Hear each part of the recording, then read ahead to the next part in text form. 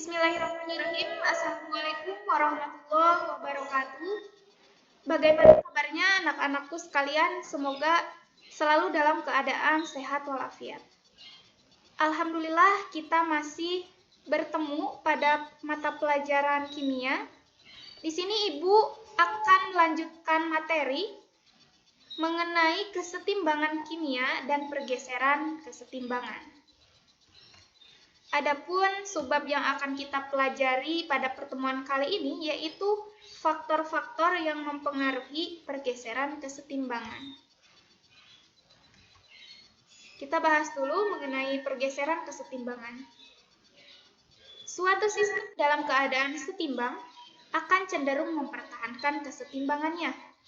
Sehingga bila ada pengaruh dari luar, maka sistem tersebut akan berubah sedemikian rupa agar segera diperoleh kesetimbangan kembali.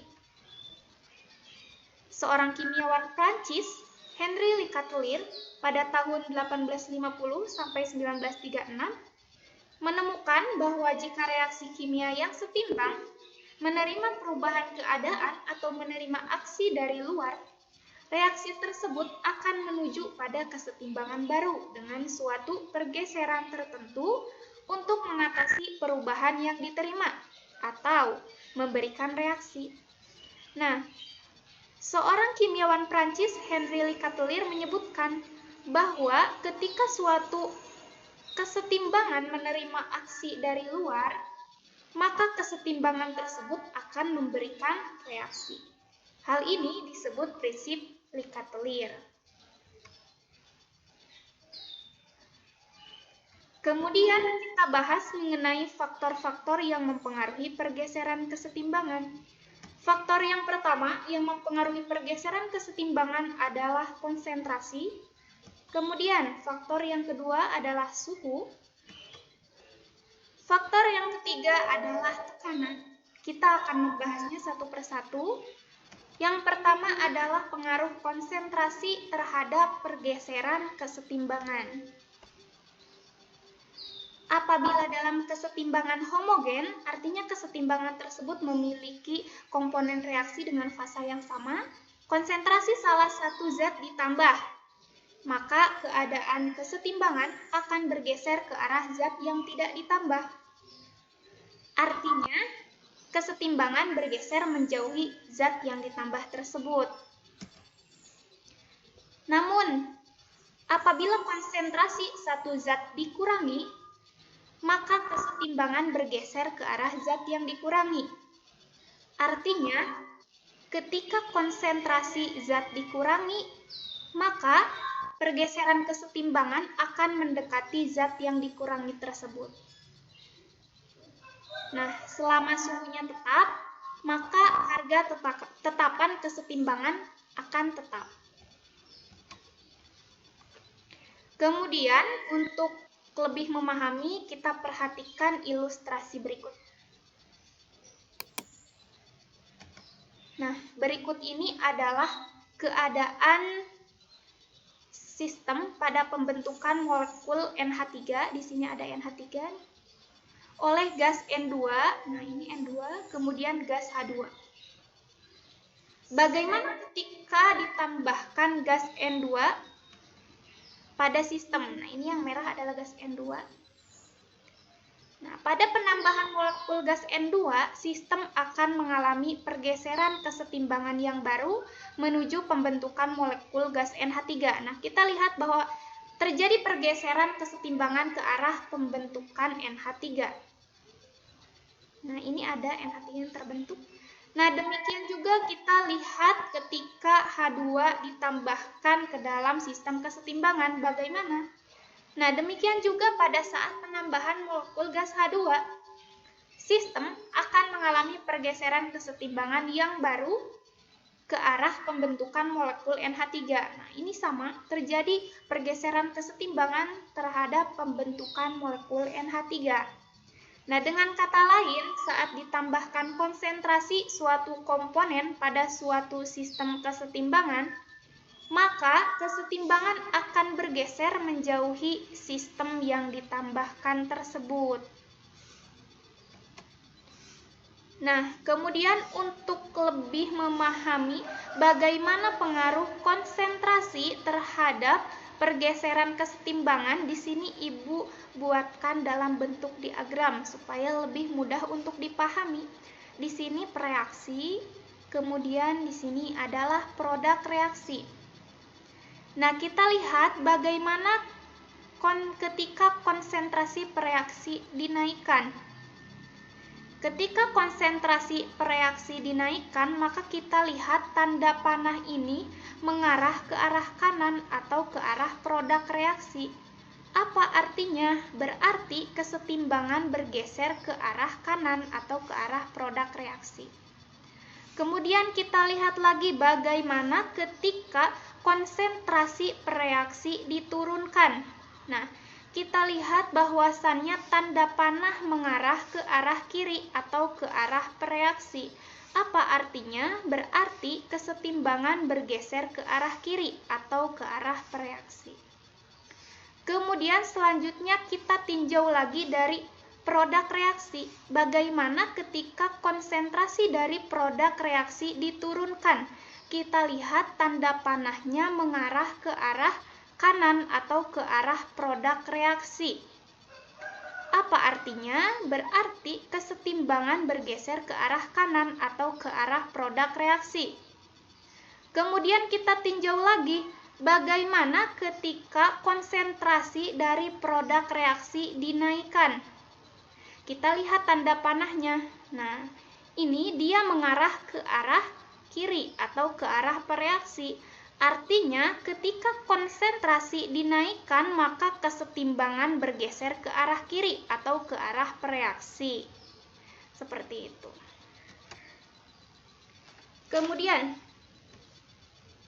faktor yang kedua yang mempengaruhi pergeseran kesetimbangan yaitu suhu. Bagaimana pengaruh suhu terhadap pergeseran kesetimbangan? Nah, menurut Van Hoff, bila pada sistem kesetimbangan suhu dinaikkan, maka kesetimbangan reaksi akan bergeser ke arah molekul yang menyerap kalor atau endoterm. Sedangkan jika suhu diturunkan, maka kesetimbangan reaksi akan bergeser ke arah molekul yang membebaskan kalor atau eksoterm. Untuk lebih jelasnya bagaimana pengaruh suhu terhadap pergeseran kesetimbangan, dalam hal ini reaksinya bersifat reaksi eksoterm. Nah, berikut ini adalah ilustrasinya. Berikut adalah ilustrasi dari suatu sistem eksoterm, yaitu pembentukan NH3 yang melepaskan kalor sebesar 46 kJ per mol. Nah, kita perhatikan di sini molekul-molekul yang berada pada sistem. Di sini ada molekul N2 yang hijau, kemudian yang hitam ini 2 molekul H2, kemudian yang ini adalah molekul NH3.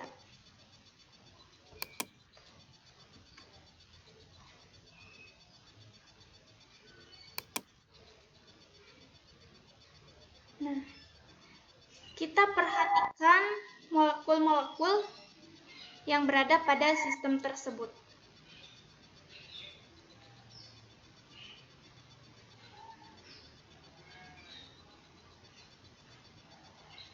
Ini reaksinya bersifat eksoterm atau melepaskan kalor. Nah, kita suhunya turunkan dengan menambahkan es di bawahnya.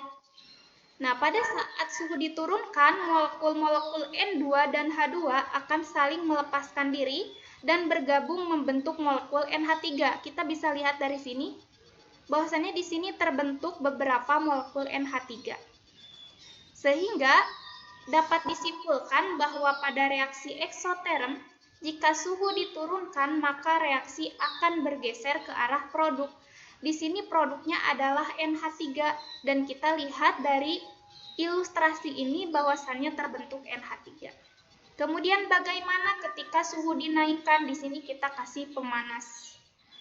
Nah, pada saat suhu dinaikkan, molekul-molekul NH3, nah ini tadi molekul-molekul NH3 akan melepaskan diri dan kembali terurai menjadi preaksinya, yaitu molekul N2 dan H2.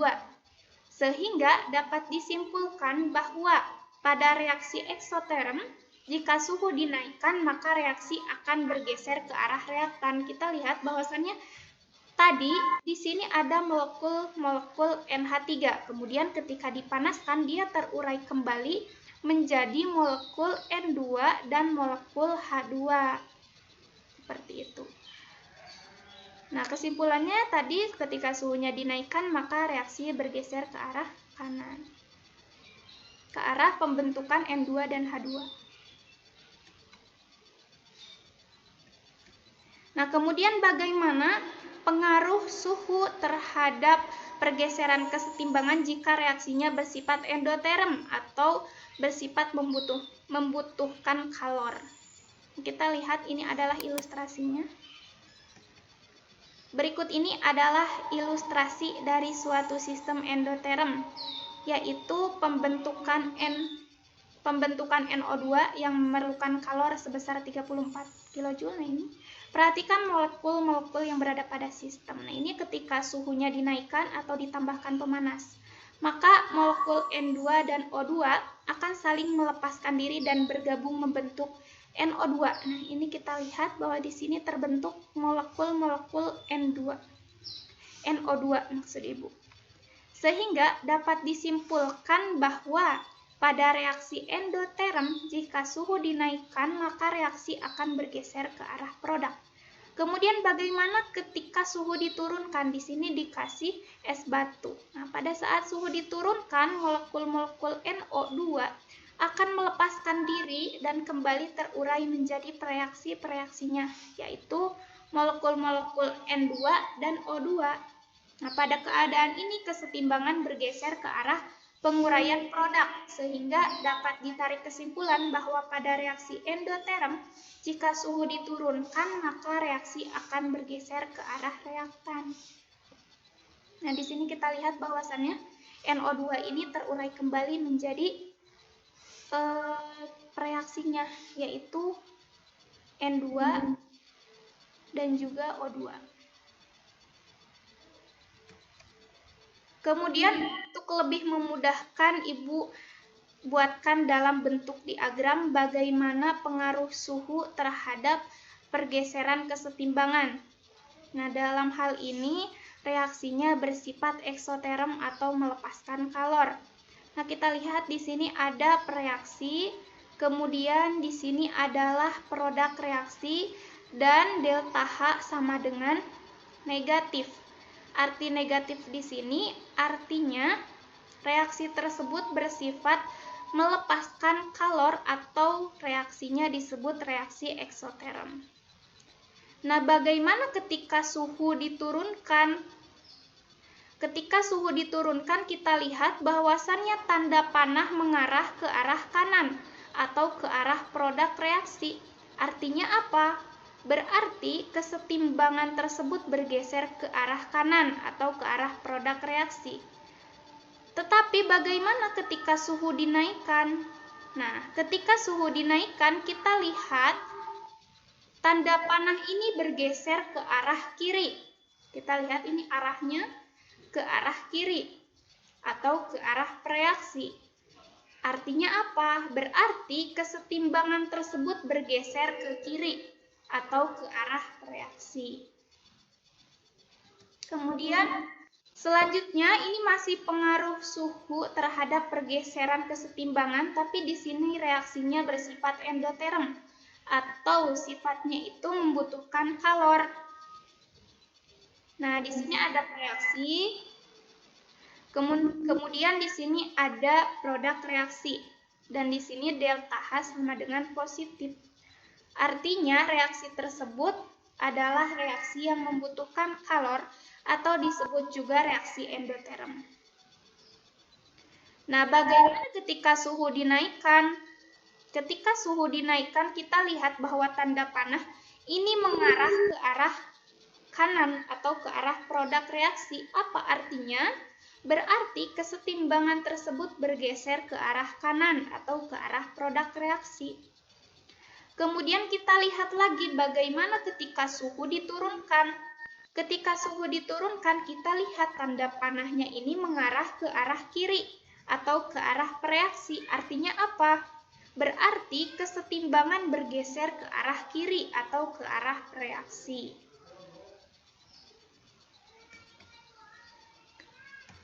Nah, kemudian faktor yang ketiga yang mempengaruhi pergeseran kesetimbangan adalah tekanan. Jika dalam suatu sistem kesetimbangan dilakukan aksi yang menyebabkan perubahan tekanan, dalam hal ini bersamaan dengan perubahan volume, maka dalam sistem tersebut akan mengadakan reaksi berupa pergeseran kesetimbangan. Intinya, jika ada aksi dari luar, maka akan terjadi pergeseran kesetimbangan. Nah, aksi dari luar tersebut ini menyebabkan perubahan tekanan yang artinya otomatis akan mempengaruhi juga volume sehingga akan terjadi pergeseran kesetimbangan. Nah, jika tekanan diperbesar, otomatis akan memperkecil volume, maka kesetimbangan akan bergeser ke arah yang jumlah koefisien reaksi kecil. Sedangkan, jika tekanan diperkecil, otomatis akan memperbesar volume, maka kesetimbangan akan bergeser ke arah yang jumlah koefisien reaksi besar. Untuk lebih memahaminya, kita perhatikan ilustrasi berikut. Nah, jika tekanan ditambahkan, nah ini proses penambahan tekanan, maka volumenya ini berkurang atau mengecil dan reaksi kesetimbangan akan bergeser ke arah koefisien yang kecil. Dalam hal ini kita lihat bahwasannya produk memiliki koefisien 2 dan reaktan di sini N2 memiliki koefisien 1 dan H2 memiliki koefisien 3. Berarti jumlah dari koefisien reaktan adalah 4. Nah, maka tadi kesetimbangan ke arah koefisien yang kecil atau ke arah produk. Nah, di sini ada penjelasannya. Karena koefisien produk lebih kecil daripada koefisien reaktan, maka reaksi kesetimbangan akan bergeser ke arah produk. Hal tersebut ditunjukkan oleh molekul gas N2 dan H2. Nah, kita lihat di sini kan, ada molekul N2 dan H2 yang membentuk molekul gas NH3. Sehingga volume gasnya berkurang karena jumlah molekul-molekul gasnya juga berkurang. Kemudian, nah, ini adalah ilustrasi ketika tekanan dikurangi. Nah, ini adalah proses pengurangan tekanan, maka volume akan bertambah dan reaksi kesetimbangan akan bergeser ke arah koefisien yang besar. Dalam hal ini kita tadi sudah menghitung bahwasannya reaktan memiliki koefisien 4 dan produk memiliki koefisien 2. Artinya kesetimbangan tersebut akan bergeser ke arah reaktan karena dia koefisiennya lebih besar. Di sini ada penjelasannya. Karena koefisien reaktan lebih besar daripada koefisien produk, maka reaksi kesetimbangan akan bergeser ke arah reaktan. Nah, hal tersebut ditunjukkan dari molekul gas NH3 yang terurai. Nah, di sini kita lihat bahwasannya ada molekul NH3 yang terurai kembali membentuk molekul gas N2 dan ini N2 dan H2. Sehingga volumenya akan bertambah karena jumlah molekul gasnya juga bertambah. Nah, untuk lebih memudahkannya, Ibu buatkan dalam bentuk diagram bagaimana pengaruh tekanan terhadap pergeseran kesetimbangan. Dalam hal ini, ketika koefisien reaksi ini lebih kecil daripada koefisien produk. Ini ada reaksi, kemudian ini adalah produk reaksi. Kita lihat bagaimana ketika tekanan diturunkan yang otomatis akan memperbesar volume. Kita lihat tanda panah ini mengarah ke arah kanan atau ke arah produk reaksi. Artinya, kesetimbangan tersebut bergeser ke kanan atau ke arah produk reaksi. Kemudian, bagaimana ketika tekanan dinaikkan, dalam hal ini otomatis akan menurunkan volume? Maka kita lihat tanda panahnya mengarah ke arah kiri atau ke arah reaksi. Artinya, kesetimbangan tersebut bergeser ke arah kiri atau ke arah reaksi. Nah, kemudian masih mengenai pengaruh tekanan terhadap pergeseran kesetimbangan, tetapi dalam hal ini koefisien reaksi lebih besar daripada koefisien produk. Ini adalah reaksi, mohon maaf. Ini adalah reaksi, kemudian ini adalah produk reaksi. Kita lihat bagaimana ketika tekanan dinaikkan yang otomatis akan menurunkan volume. Nah, ini adalah tanda panahnya mengarah ke arah kanan atau ke arah produk reaksi. Apa artinya? Berarti kesetimbangan tersebut bergeser ke arah kanan atau ke arah produk reaksi. Kemudian kita lihat bagaimana ketika tekanan diturunkan yang otomatis akan menaikkan volume. Di sini, tanda panah mengarah ke arah kiri atau ke arah reaksi. Artinya, kesetimbangan tersebut bergeser ke arah kiri atau ke arah reaksi. Nah, untuk selanjutnya di sini ada latihan yang harus kalian kerjakan. Reaksi kesetimbangan berikut berlangsung dalam ruang tertutup pada suhu 500 derajat Celcius. Nah, ini adalah reaksi kesetimbangannya, di mana N2 gas ditambah 3H2 gas ini membentuk 2NH3 gas. Nah, bagaimana pengaruhnya terhadap jumlah NH3 jika terjadi perubahan-perubahan berikut? Yang pertama, jumlah H2 dalam sistem ditingkatkan, artinya jumlah H2 dalam sistem tersebut ditambah.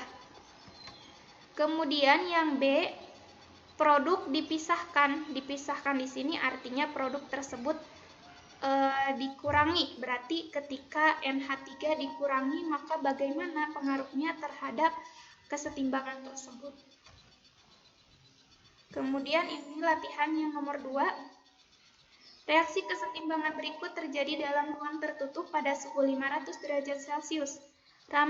Ramalkan pengaruh dari setiap perubahan berikut terhadap jumlah dalam keadaan setimbang. Ini adalah reaksinya. N2 gas ditambah 3H2 gas membentuk 2NH3 gas, delta H negatif 92 kJ per mol. Artinya reaksinya ini bersifat eksoterm atau melepaskan kalor. Nah, bagaimana ketika terjadi peningkatan suhu? Kemudian bagaimana ketika terjadi penurunan suhu? Kemudian ini adalah latihan yang ketiga. Reaksi kesetimbangan berikut berlangsung dalam ruang tertutup pada suhu tertentu. Ini adalah reaksinya. Yang pertama, 2BrF5 gas berkesetimbangan terurai menjadi Br2 gas ditambah 5F2 gas. Kemudian ini reaksi yang kedua, 2C solid ditambah O2 gas. Ini berkesetimbangan membentuk 2CO2 gas. Nah, apa pengaruhnya terhadap posisi kesetimbangan jika tekanan sistem diperbesar? Nah, itu untuk latihannya kalian biasa kerjakan di buku tulis, dipoto, kemudian nanti dikumpulkan ke Ibu. Untuk pertemuan kali ini, Ibu cukupkan sekian. Mohon maaf atas kekurangannya. Wassalamualaikum warahmatullahi wabarakatuh.